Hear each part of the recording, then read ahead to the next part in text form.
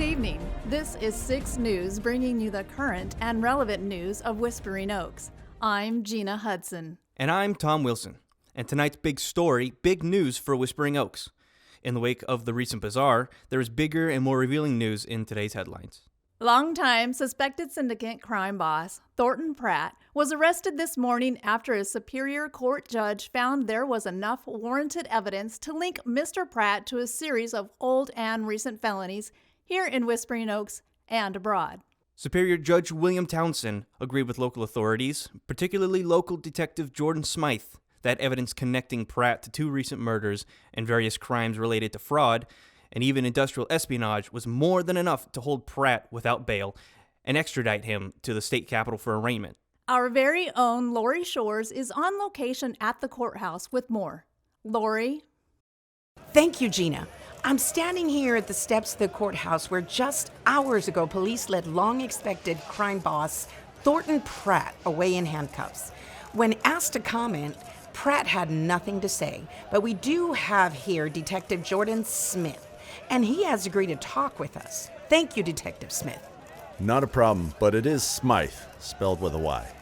My apologies, Detective Smythe. In your experience with dealing with organized crime and the syndicate in general, do you feel a sense of victory in this? I mean, the citizens of Whispering Oaks and the state in general have long suspected Mr. Pratt was behind a lot of things the past year or so. A sense of victory? I sense that feeling every morning with my 2 jelly-filled donuts and cauldron of coffee. With Pratt, I feel a sense of justice. It proves the system does still work, if you wait long enough. I see. But it isn't over. Not by a long shot. Pratt has been in cuffs before. But this time, we have some victims with the guts to see him through. I'm chomping at the bit to see the look on Pratt's face when he sees that there are people not afraid to call his bluff and let the system work in their favor. That will be a sense of victory. I see. And you cannot share who those individuals are at this time, I presume? Of course not. We're still providing the evidence, keeping folks in protective custody, and only letting you and the public know what we want you to know. And that's all I have to say at the moment. But keep your eyes peeled. The fireworks are about to start. Thank you, Detective. And there you have it. We will continue to update you the more This bothers me that so many people know about this. It can't help the situation, and it's going to be bad publicity for the ranch. Maybe not. Like that detective said, we intend to fight to the end. That could make the citizens of Whispering Oaks support the ranch all the more. And a small town like this, people usually stick together and support their own. Besides, this has revealed that a lot of people are glad to be rid of Pratt.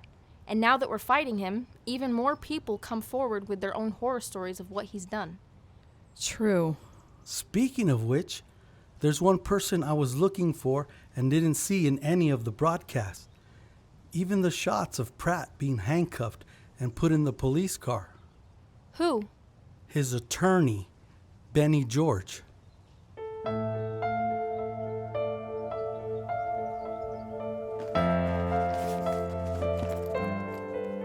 Dad, what are you doing? Selena, I'm packing, sweetheart, and I need you to start packing as well. Why? What's going on? I don't have time to explain everything right now. I need you to trust me. I've contacted your mom, we're meeting her in Sun Valley, and we're going to be staying there for a few days while I figure all of this out. Figure what out, Dad? Has this to do with Thornton Pratt? Selena, I said I need you to trust me. Pack. Pack as if your life depended on it. Dad, you're scaring me. Now you're getting it. What was that? It sounded like someone came in the front door. You left the front door open? What's going on, Chris? Why did you ask everyone to your living room instead of the cafe? More room over there. Yeah, me and Blaze just finished saddling up the horses. We were fixing to hit the tracks. You guys were supposed to do that hours ago. It's 2 p.m. Gordon, Tony, what took so long? It took longer to get away from the courthouse than we thought. The reporters are going nuts over this. Apparently nothing this big has ever happened in Whispering Oaks before. Right. Well, Gordon, I asked everyone here as you suggested. Thanks. Thanks, everyone, for making this time work. I know things have been really crazy. And thanks for how you've held everything together the past week. This has been a week we will never forget. Agreed. Right, well, The reason we need to talk is the week isn't over yet. What do you mean? Did Pratt escape? Not likely. Gordon, we kicked the squatters off. What else do we need to do? Yes, Fern, we kicked the squatters off. But the enemy isn't going to just roll over and play dead. The land is ours, but it doesn't mean we're not going to have to fight for it. For every square inch of it. Now, who in the world is this? Ah, this is a friend. Oh, hey, we know you. My friends, allow me to introduce Detective Jordan Smythe. Yes, we saw you on the news. Greetings, everyone. Detective Smythe, my dear friends, is the person who has been helping me this past week. All the way down to his undercover artists making me out to be Mr. Charlie Chan, one of my childhood heroes. Oh my. I assume you are the one who called me and gave me directions to find Chris at the old cabin? One and the same. Sorry I had to be so brutal with my directions. You had me scared to death. Sorry. There is a lot to explain, but there's still a lot more to learn. Yes, I pride myself in being a good detective, but there are a lot of moving parts in this, and I typically do not work with amateurs or concerned citizens. But working with Mr. Miller here has proved to have been a good decision on my part. I thought his idea of going into hiding was screwball at first, but we're caught in something unusual, and sometimes that takes unusual methods. So, the purpose of this meeting is to bring everyone up to speed on everything we know so far. It's about time. And to do that, I've brought the one person that knows more about this than me and Gordon. Come on in, folks. Selena, Mr. George. You brought Pratt's attorney here? Wait a minute, Joe.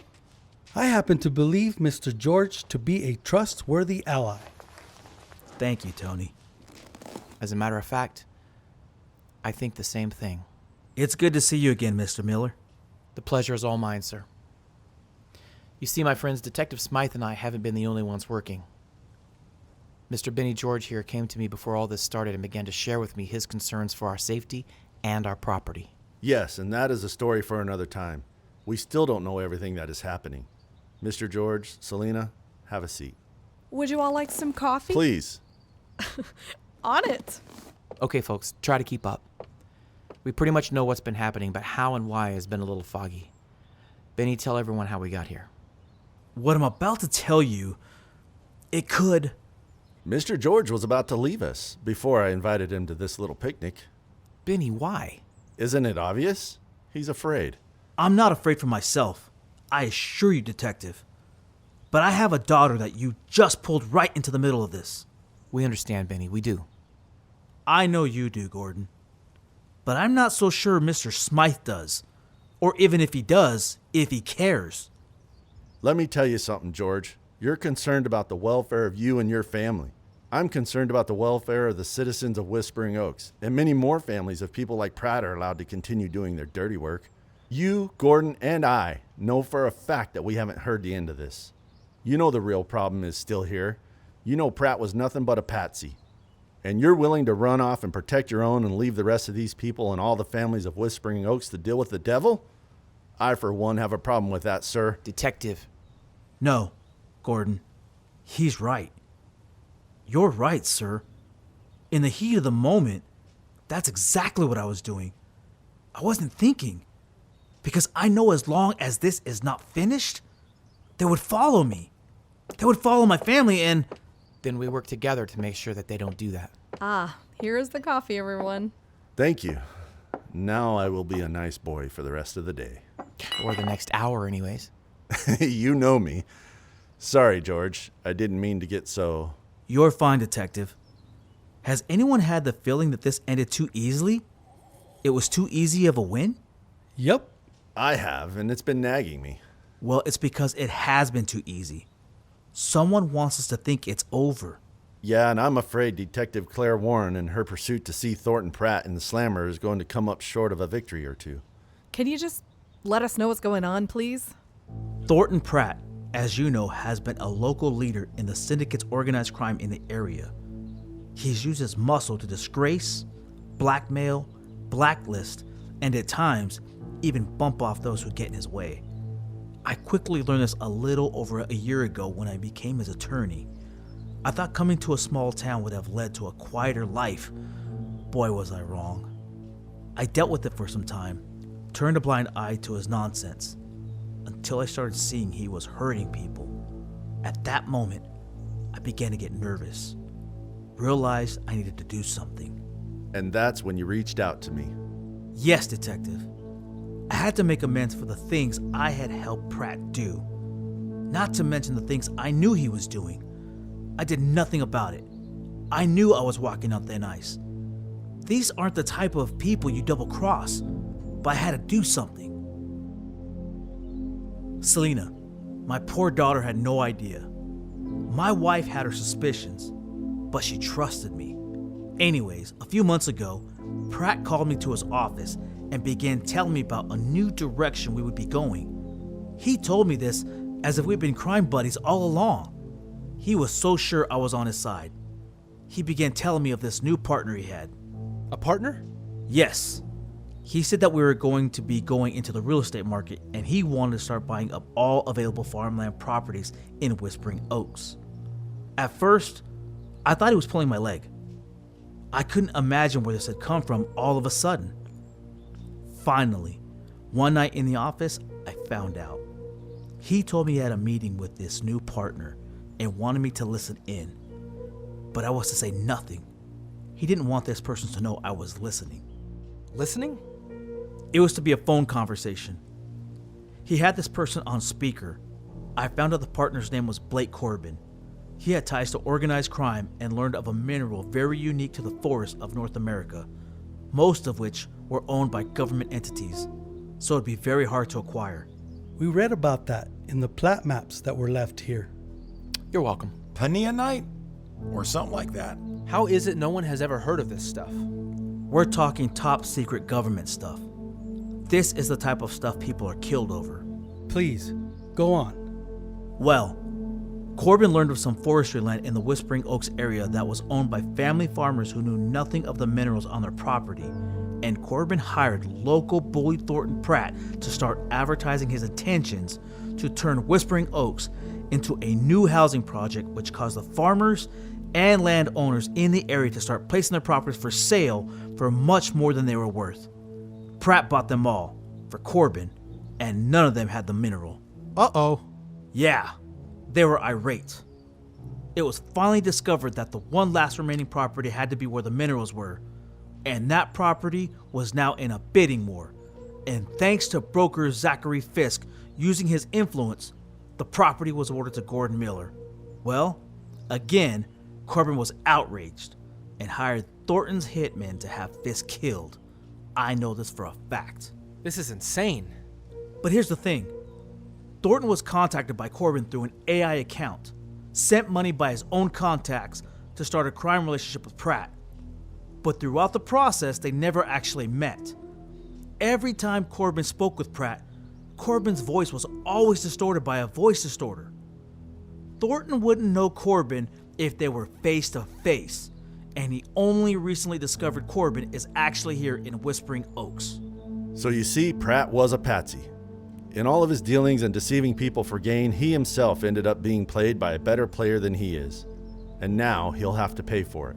And this Blake Corbin, if that's his real name, is safe from Pratt because Pratt wouldn't even know what to tell police to even know where to start looking. Corbin is smart. But what you're saying is the real perpetrator is still here. I assume so. That's exactly what we're saying. See, everything was an attempt to get their hands on this property to excavate that mineral. Like the check offer. Which Benny here informed us of, by the way. We knew about all of these things thanks to Benny. He knew about the fake Gordon transaction that was going to happen, so what safer place to blow an operation like that than in a court of law? However, to that end, it did force you out of hiding, so you could confront the Gordon imposter they hired, who we've also arrested. Okay, so I'm slowly starting to put all this together, but where does the detective come in? Stone and this Claire Warren. I hired Stone and had very few conversations with him. As for this Warren lady, she's either an imposter or she's made a lot of foolish assumptions. I've never spoken to her even once. But she did know about my request for Stone to meet me at the Acres that night. Maybe he sent her instead. Either way, I missed the meeting obviously because of the accident. And in further investigation, we have discovered, unfortunately, Stone was killed. Oh my lord. What? Dad! Honestly, This is one I know nothing about. We haven't got a lot on it, other than he was found out and Pratt had him removed. The only problem with that is Stone was good. He seemed very good. Though I only talked with him a few times, I can't imagine him being found by Thornton's people. My friends, I can honestly say I don't think Pratt knew anything about it. I'm sure he would have told me or discussed it with Corbin. That means, ladies and gentlemen, we've got another actor in this play. Claire Warren? Maybe she intercepted him that night? I thought the same, but she checks out. She gladly turned her credentials over to my secretary, and she checks out as working closely with Stone and has a 7-year history with the agency. She isn't very good, though, in my humble opinion. So where do we go from here? We sit tight, stay on our guard, but conduct business as usual as if we know we've won. Force this Blake Corbin to show his hand, whoever he is. Now, can my daughter and I go, Detective? No. You're going to be placed under the Witness Protection Program, under the guise of testifying against Pratt, until I can think of something better to do. That's you and your whole family.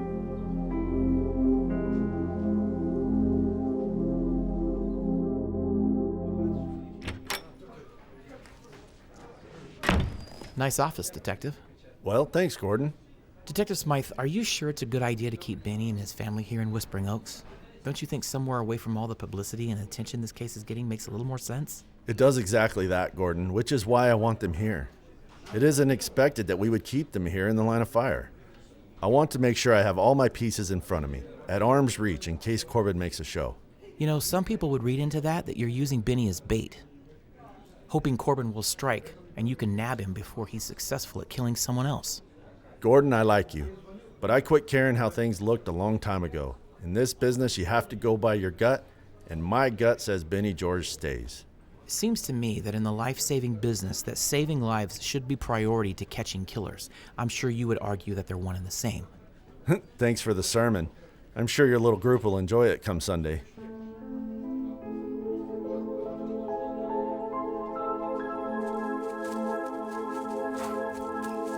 Ah, there you are, bro. What are you doing out here by yourself? Fixing a ride? Ah, no. Though that sounds like a good idea. Are you bummed that you didn't get the chance to talk to Selena before that detective took off with her and her dad? I feel like I sort of let her down, you know? Not really. How could you have known what was going on? In fact, if anybody let her down, it's her dad. He's actually helped us a lot. Yeah, but he could have made his move a lot sooner. A lot of us could have. Well, the events of the past few days aren't really what you would call normal, Blaze. True. This place is beautiful in the night, under that moon. When this is all over, we should plan a moonlight horse ride, all of us together. Sounds like a plan to me.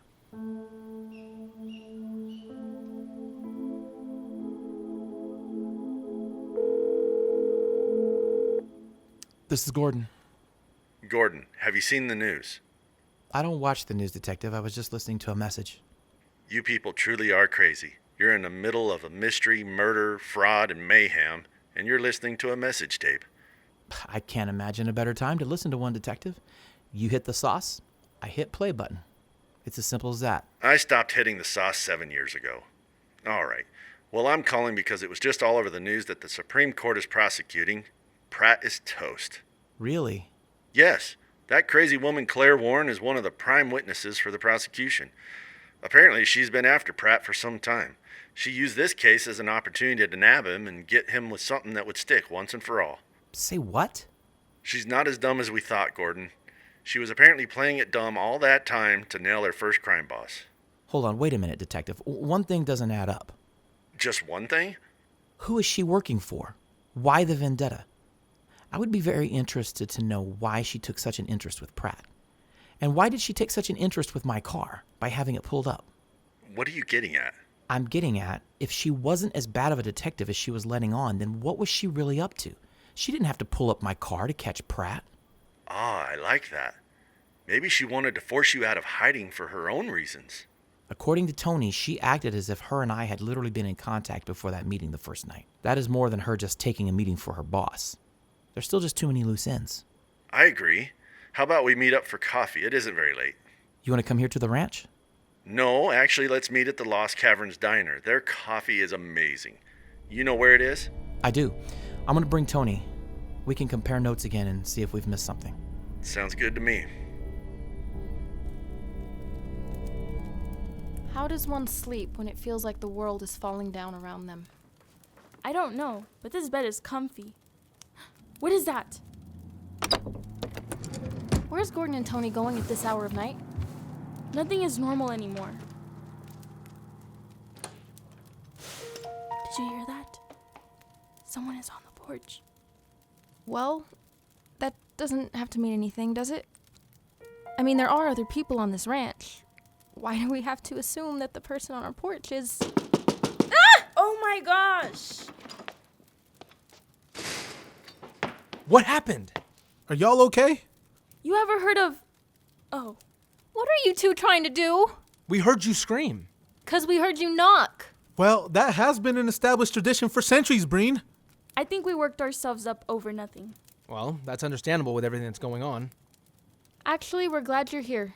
We need a little bit of normal right now. Even if it's your kind of normal. I think Tony and Gordon just went into town. We saw them. How about we do something too? I just don't feel like sleeping right now. My nerves are on edge. You know something that has always helped me when my nerves are on edge? Bernie, we're not taking drugs, prescribed or otherwise. Shut up.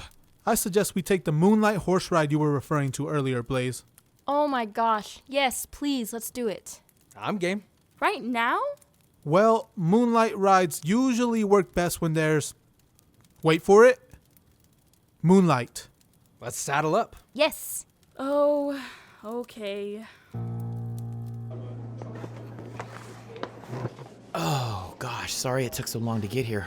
We almost made friends with an elk that decided it wanted to find out why the chicken crossed the road. Sounds riveting. You do have to watch for elk around here. I've been watching for elk for over 20 years now. Would you stop? Inside joke? Detective Smythe, I can't help but get the feeling that Wait a minute. Alice, could you bring some of your amazing coffee for my friends here? Extra shots, please. Extra shots, Smythe, at 10 o'clock at night? I'm sure your line of work keeps you up all hours of the night. Sometimes. It would help if I had some good officers. This little town of Whispering Oaks, I am limited on talent. I sometimes feel like I'm working with the four Marx brothers. So? Yes, Gordon, you think I know more about Miss Claire Warren than I'm letting on, huh? Yes. Is that what you were going to say? Of course that's what he was going to say. I've learned enough about Gordon Miller the past week. I know him like the back of my hand. Unfortunately, Detective, I've learned just as much about you, more than I ever wanted. Well, you're right. I do know a few things I haven't shared with you. I would know more if it wasn't for the Marx brothers. But what I have been able to dig up still just adds up to a bunch of rabbit trails. What do you mean? He means he doesn't think it's worth his while. It's not leading anywhere. Right. Well, Detective, is it that it's not leading anywhere? Or it's just not leading where you want it to go? Are you accusing me of... Not at all. No one holds you or your team in any higher regard than I do, but my point is, there may be aspects of this thing that might stand out to us for different reasons than they would to you. The more we trust each other, the sooner we'll get to the bottom of this. Yeah.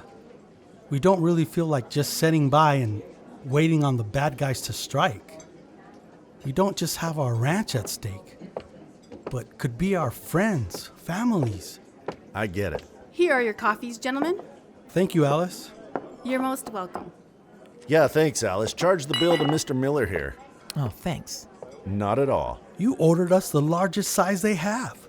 Of course. I just need a small, but a medium's so good I order a large. Okay, so before we start climbing the walls after drinking this Jekyll and Hyde potion, why don't you spill the tea on Claire Warren? You know, I've never thought she was on the level. No detective could have had the experience and credentials she has and be that stupid. I got the feeling the night she came and met with us, the night this all started, it almost seemed like she wanted us to know she was a private eye. She did. It was her modus operandi, and that bothered me. She seemed to be asking more questions than giving answers. And this whole business about nailing Pratt, well, it just seems too easy to me. I agree. You think she could be tied to Corbin? I'd rather not say. Detective, we could be running out of time. Whoever this Corbin is could have plants all over Whispering Oaks, and whatever their plan is, so far it seems to have worked out perfectly. My friends and I can't be guessing about who we're dealing with. We're past that point.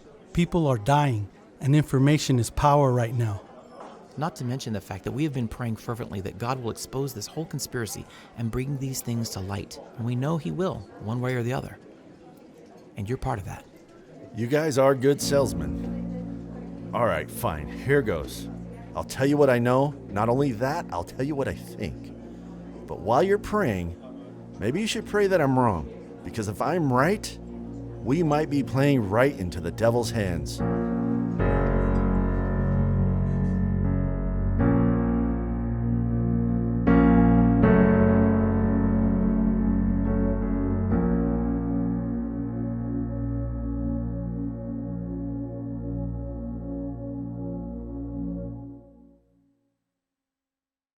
Thank you for listening to Goshen Acres Episode 8, Who Framed Thornton Pratt?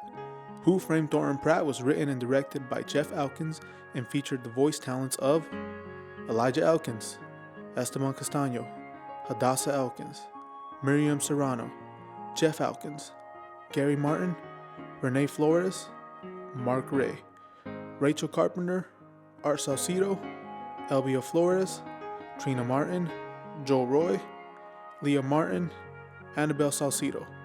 Tune in next time for Goshen Acres Episode 9, The Dark Raven.